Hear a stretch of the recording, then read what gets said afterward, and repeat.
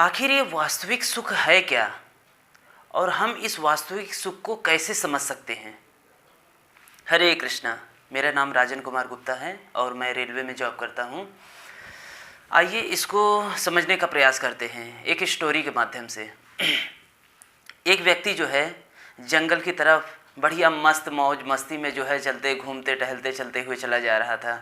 उसको पता ना था कि आगे क्या है पीछे क्या है। वो आराम से बढ़िया अपने मस्त चलता चला जा रहा था। उसे अचानक होश आया कि पीछे से कुछ आवाज़ आ रही है अजीबोगरीब। उसने जैसे ही पलट के पीछे देखा तो एक बहुत बड़ा सा शेर जो है उसका पीछा कर रहा था धीरे धीरे दबे पांव।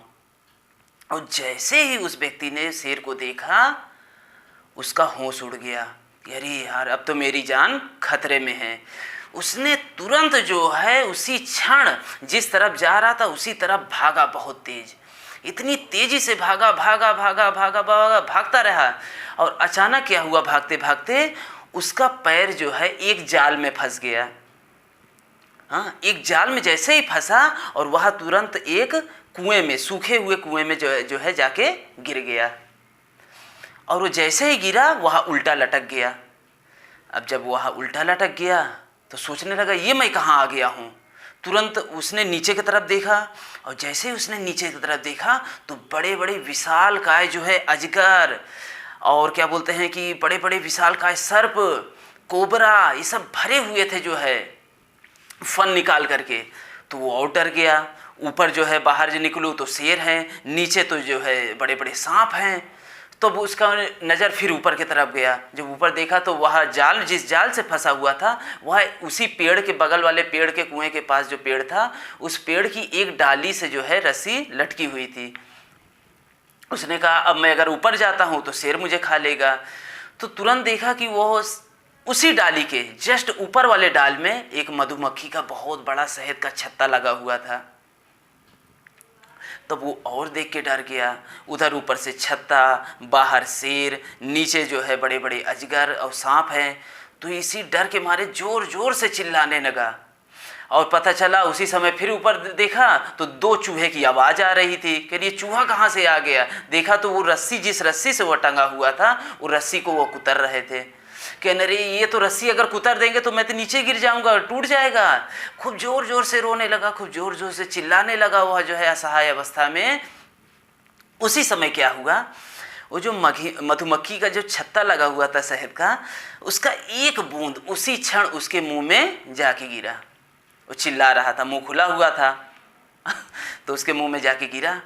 और जैसे ही उसके मुंह में गिरा वह तुरंत उसका स्वाद लेने लगा। आहा, वाह वाह वाह, क्या आनंद है इस स्वाद का, कितना मीठा है, कितना स्वादिष्ट है। काश ये शहद मैं पहले ही चखा होता।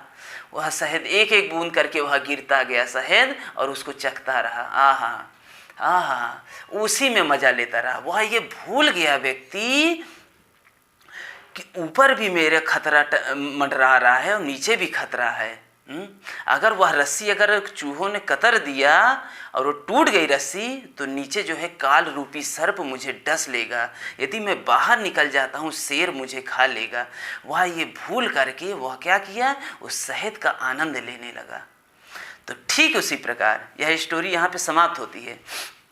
तो यहाँ पे सीखने वाली चीज़ ये है कि आज का जो मानव समाज है, हम आप देख रहे हैं, वह इसी ऐसे ही सुख में जो है वह आनंदित है।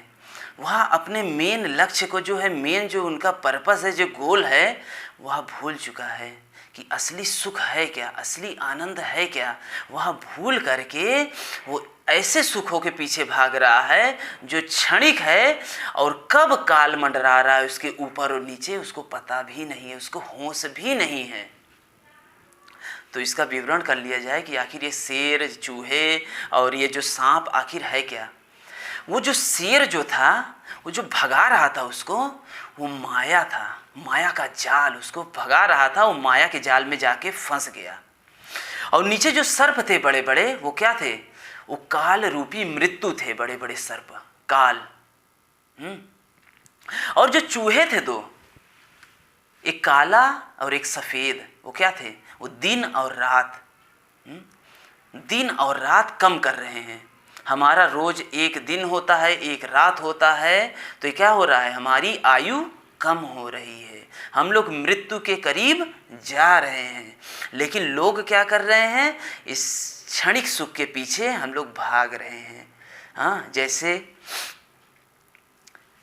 जॉब लग गई, ये एक सुख, प्रमोशन हो गया, ये एक सुख, अच्छा विवाह हो गया स्त्री के साथ, ये एक सुख, एक पुत्र उत्पन्न हो गया, ये एक सुख।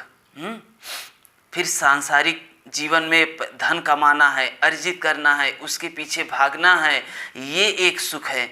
तो ये ऐसा नहीं कि ये सब गलत है, जरूरी है, मनुष्य शरीर का जीवन निर्वाह करने के लिए ये सब आवश्यक है, किंतु हम अपने जो है मेन पर्पस को भूल करके, मेन जो लक्ष्य है, मेन जो सुख है, उसको भूल करके हम लोग क्षणिक सुख में लग गए हैं। हमको पता नहीं है काल रूपी मृत्यु कब हमें डस ले, ये हम भूल चुके हैं। मृत्यु आ रही है, हम लोग बुढ़ापे की तरफ बढ़ रहे हैं, मृत्यु की तरफ बढ़ रहे हैं, लेकिन ये होश नहीं है कि कब जो है डसेगा। कभी भी डस सकता है। ये आवश्यकता नहीं है, आवश्यक नहीं है कि 70 साल की उम्र में डसे या 80 साल की उम्र में डसे, या हो सकता है कि भी 2 मिनट बाद ही डस सकता है। हाँ, वह जाल कभी भी टूट सकता है। लेकिन हम लोग इस संसार में ऐसे खोए हुए हैं, ऐसे खोए हुए हैं, पैसे के पीछे, लोलुपता, हर एक चीज़, हाँ, कि मतलब ये करना गलत नहीं है, लेकिन इसके पीछे हम लोग इतना आसक्त हो गए हैं, इतना भूल गए हैं अपने लाइफ, अपने मेन पर्पस को भूल करके हम इसमें इतना लिप्त हो गए हैं कि हम समझ नहीं पा रहे हैं कि हमारे आगे क्या है। हमारे सर के ऊपर जो है काल मंडरा रहा है, मृत्यु कभी भी हो सकती है, चाहे एक्सीडेंट से हो, चाहे बीमारी से हो, हाँ, किसी के काटने से हो जाए, जीव से, हाँ, किसी जानवर के काटने से हो जाए, मृत्यु तो कभी भी हो सकती है। लेकिन हम यह भूल चुके हैं। और लोगों से अगर मृत्यु की बात करते हैं तो लोग कहते हैं, अरे यार भाई, मृत्यु की बात मत करो यार, मरने की बात मत करो, और चाहे कोई बात करो। जीवन में एक बात समझ लीजिएगा, जीवन में कुछ चाहे हो या ना हो, मृत्यु निश्चित है।